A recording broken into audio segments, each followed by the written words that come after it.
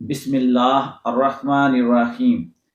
جی تو ناظرین، کیسے ہیں آپ سب؟ میں امید کرتا ہوں آپ سب خیریت سے ہوں گے۔ آج ہم آپ کے لیے لے کر آئے ہیں ایک ایسی ایمان افروز ویڈیو جو انشاءاللہ آپ کے اور ہمارے ایمان میں اضافہ کرے گی اور ہمارا اللہ پاک کے ساتھ پہلے سے بھی زیادہ مضبوط تعلق پیدا کرے گی۔ تو چلیں آئیے دیکھتے ہیں کہ اس ویڈیو میں ہمارے لیے کیا میسج ہے۔ آئیے مل کر دیکھتے ہیں۔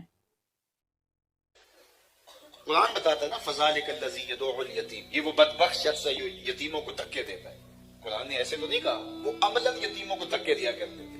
اور میں نے پڑھا ہے یتیموں کو دھکے اس لیے دیتے تھے کہ وہ یتیم کو منحوس خیال کرتے تھے، اس کو کھانا تو دے دیتے تھے لیکن عزت نہیں دیتے تھے۔ کلا بل لا تکرمون الیتیم، کہا تمہارا مسئلہ یہ ہے کہ تم یتیم کو عزت نہیں دیتے، اس کی عزت نفس کا خیال نہیں رکھتے ہو۔ تو وہ یتیم کو عزت نہیں دیتے تھے، اپنے بچوں کے ساتھ اس لیے نہیں کھیلنے دیتے تھے کہ ان کی نحوست ہمارے بچوں میں نہ ڈر آئے، ان کو منحوس خیال کرتے تھے۔ جب یتیموں کو منحوس خیال کیا جا رہا تھا اور ان کے ساتھ لوگوں کا رویہ بڑا عجیب تھا، میرے حضور فرماتے ہیں میں اور یتیم کی کفالت کرنے والا جنت میں اس طرح ہوں گے جس طرح یہ دو انگلیاں۔ اللہ اکبر۔ اور یہ بھی ارشاد فرمایا اس کائنات میں سب سے اچھا گھر کون سا ہے؟ میں آپ سے پوچھتا ہوں اس کائنات میں سب سے اچھا گھر کون سا ہے؟ جو بر لبے سڑک ہے؟ سب سے اچھا گھر کون ہے؟ جو عالی نسب سوسائٹی میں واقع ہے، جو ساحل کنارے ہے، جو کسی اونچے پہاڑ پہ ہے، جو شہر کے وسط میں ہے، جو تعلیمی اداروں کے قریب ہے؟ مجھے بتائیے جو کشادہ اور کھلا ہے، جس میں بڑے بڑے لان بنے ہیں، سب سے اچھا گھر کون سا ہے؟ تو میرے حضور نے فرمایا سب سے اچھا گھر وہ ہے جس میں یتیم رہتا ہو اور اس کی عزت بھی ہوتی ہو، چاہے وہ 2 مرلے کا جھونپڑا ہو۔ سب سے اچھا گھر وہ ہے کہ جس میں یتیم رہتا ہو اور اس کی تکریم ہوتی ہو اور اس میں اس کی عزت ہوتی ہو۔ تو یتیم کی تکریم سکھائی ہمارے دین نے، ہمیں سکھایا بچے اکٹھے کھیل رہے ہو، تمہارا بچہ بھی بچوں میں کھیل رہا ہو تو اپنے بچے کو آواز دینی ہو تو بیٹا کہہ کے آواز نہ دو، اس کا نام لے کے پکارو۔ جناب اگر بیٹا کہہ کے پکار لیں گے تو حرج بھی کیا ہے، آخر بیٹا ہی تو ہے۔ کہا تم نہیں جانتے، ہو سکتا ہے کھیلنے والوں میں کوئی یتیم بھی کھیل رہا ہو، اور جب تم اپنے بیٹے کو بیٹا کہہ کے پکارو گے تو اس کے دل پہ چڑیاں چل جائیں گی۔ تو اس لیے جب بچے باہم کھیل رہے ہوں تو اپنے بیٹے کو نام لے کے آواز دو، بیٹا کہہ کے نہ پکارو۔ یہ میرے حضور کا دیا ہوا دین۔ غریب کے سامنے اپنی دولت کی نمائش نہ کرو، بیوہ کے سامنے اپنی بیوی سے ملاطفت کا اظہار نہ کرو، پیار نہ کرو۔ یہ حضور کا دیا ہوا دین ہے۔ بلکہ میرے حضور نے یہاں تک فرمایا اپنے گوشت کی خوشبو سے غریب ہمسائے کو تکلیف نہ دو، یا تو تھوڑا سا پانی زیادہ ڈال لو، شوربے کی ایک پیالی ہمسایوں کے گھر بھی بھیج دو۔ اور اگر ایسا نہیں کر سکتے تو ایسے زاویے ایسے وقت میں کھانا پکاؤ کہ غریب کے بچوں تک اس کی مہک نہ پہنچے۔ بچے ہوتے ہیں ضد کر بیٹھے اور وہ غریب اور مزدور بچوں کی ضد پوری نہ کر سکا تو ان بلکتے بچوں کے آنسو کون پوچھے گا؟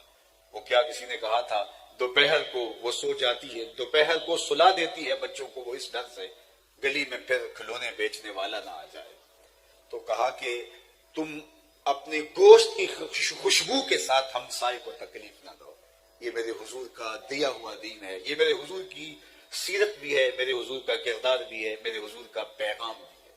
آقا کریم علیہ الصلوۃ والسلام اعلان نبوت سے قبل بھی لوگوں کے دکھ بانٹتے، لوگوں کی اذیتوں کو دور کرتے۔ جب حضرت خدیجہ الکبریٰ رضی اللہ تعالی عنہا کے پاس حضور پہلی وحی کے بعد آتے ہیں اور فرماتے ہیں زملونی زملونی، خدیجہ مجھے چادر دو، مجھے سردی لگ رہی ہے، تو وہ حضور پہ چادر اڑا دیتے ہیں، تو حضور ساری کہانی سناتے ہیں۔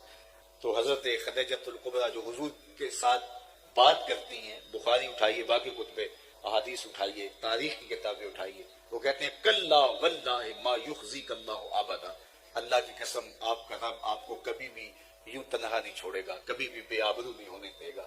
اس لیے کہ آپ کی خوبیاں کیا ہیں؟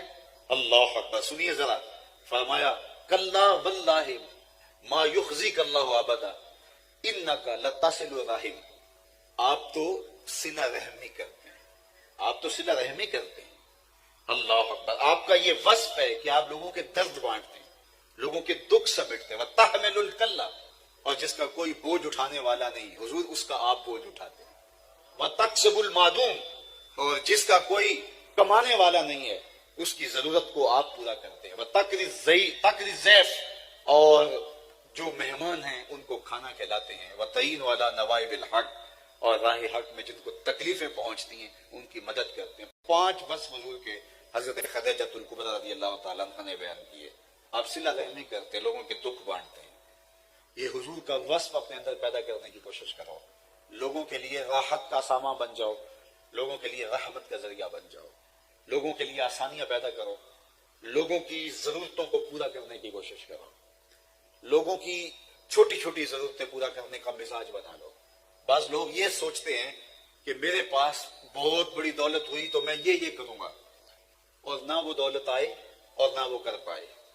چھوٹے چھوٹے لوگوں کی چھوٹی چھوٹی ضرورتیں پوری کرنے کا مزاج بنا لو. بس آپ جو کر سکتے ہیں، بلکہ ہمارے دین نے تو مسکرا کے ملنے کو بھی صدقہ قرار دیا ہے.